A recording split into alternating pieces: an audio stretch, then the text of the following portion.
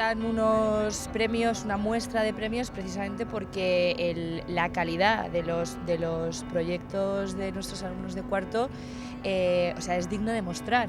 Jo crec que el nivell és molt bo, ja veureu. Els premis són uns premis que es donen amb goig. El jurat, cada any és la 6a edició, ens diuen que estan molt bé.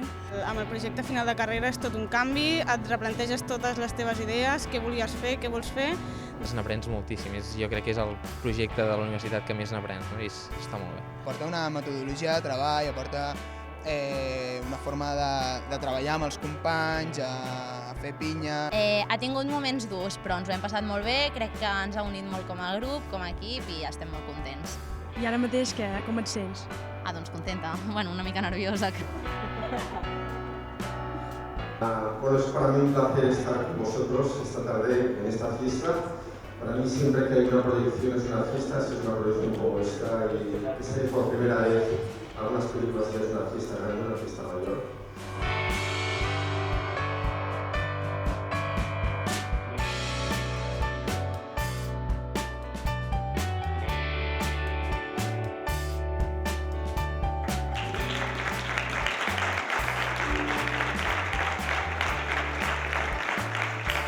El premio a la mejor dirección de fotografía es para Guillermo Trabullas por Nubes. El premio a mejor montaje es para Macarena. Agradecerle a todo mi equipo la ayuda y sobre todo también a Andrea que...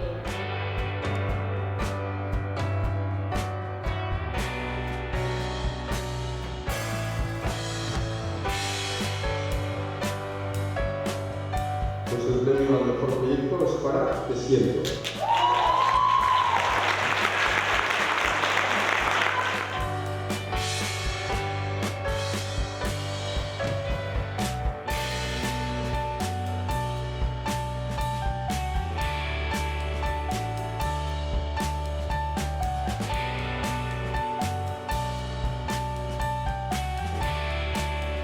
Las iniciativas que tengan como finalidad expresar, mostrar los proyectos, me parecen iniciativas perfectas.